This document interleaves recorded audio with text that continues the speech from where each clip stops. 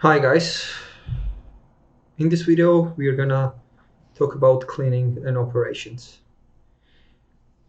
As you've seen in our prior video, cleaning is probably the most important contributing factor into getting a 5-star review and generally providing great service to your guests. So if you want to be successful in the Airbnb business, cleaning is very important. You have to have the cleaning process dialed in. In this video, we're gonna give you an overview of how we hire cleaners, what has worked for us in hiring cleaners and communicating with them. We are also going to touch base about the handyman, and generally we will talk through the operations. In general, it's very difficult to hire a good cleaner, especially if you're starting out and you only have 1 or 2 listings. Even for us, it has been very hard to hire new cleaners. If you find a good cleaner, make sure you treat them well, you compensate them fairly, and do not lose them. In general, as I mentioned, it's very difficult to hire new cleaners. The reason is when you're doing most hiring, you do it by referrals, but most of the hosts who have good cleaners, they're not likely to refer good cleaners. So it's very hard to get a referral for a good cleaner. So what has worked for us in the past is that we've looked around us and looked at the cleaners that do different type of cleaning outside of short-term rentals, and then we've convinced them to switch to short-term rentals, saying that it's probably will make them the most money. We had a lady in our office who was cleaning our office, a person who is hardworking, who pays attention to the details, who is responsible. We convinced her to switch to short-term rental cleaning, and it has been a great success for us. Look around, see if you know any good cleaners, and work with them and convince them to switch to short-term rentals or do both of them in parallel. When you're looking for a new cleaners, it's important to look for someone that is hardworking and pays attention to the details. We've gotten lots of references over the years for our cleaners, but as I said, it's really difficult for us to find a good cleaner based on the reference. We always pay our cleaners per cleaning. Lots of the mentors within the Airbnb space say to pay your cleaners per hourly, but we never do that. We always pay them per cleaning. We try to pay them above market. We try to pay them extra. We also give them end of season bonuses and end of year bonuses, which are significant amount. These are based on their performance and also based on the reviews that we've got after their cleanings. Speaking of the reviews, we make sure that our cleaners read the reviews. So if the guest left us a 4-star review for a cleaning, we let our cleaner know, and we reach out to the guest, ask for exact feedback, ask them what's wrong, and then we convey that information to the cleaner. Make sure that they fully understand the workflow and importance of each and every review. So we communicate this information to the cleaners, we give them the review, we make them read the review and reflect on it. We also give them good reviews so that they don't get discouraged by 4-star reviews. So if someone writes a really good review saying that the apartment was sparkling clean, we also let the cleaners know. So it's important to do the both. But definitely, if you get a 4-star review, you should let them know that what were the problems with the specific cleaning.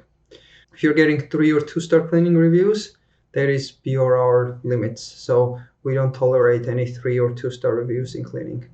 Then we really have to look into it and make decisions, or maybe let the person go.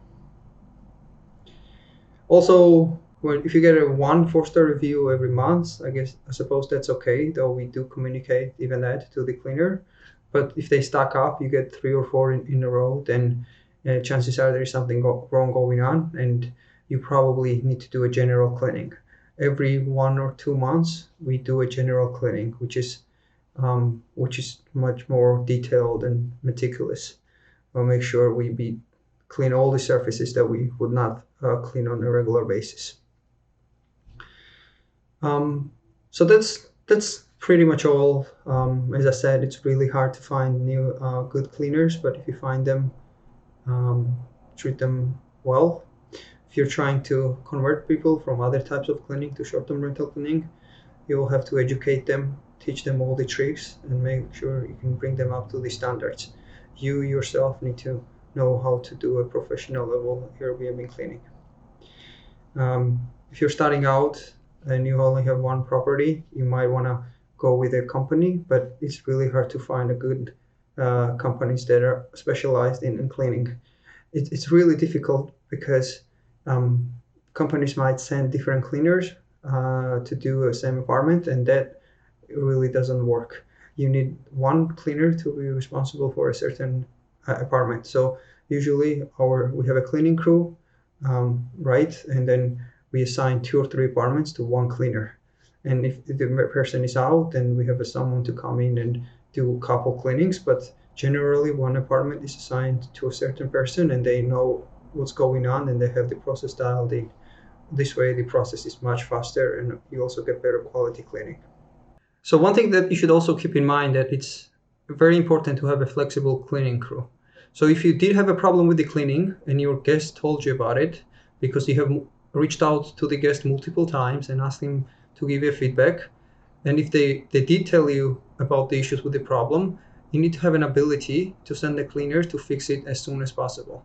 So you need to have the kind of agreement with your cleaners that if there's something wrong with the cleaning that they have done day before, and the guest complains, they have to go in and fix it.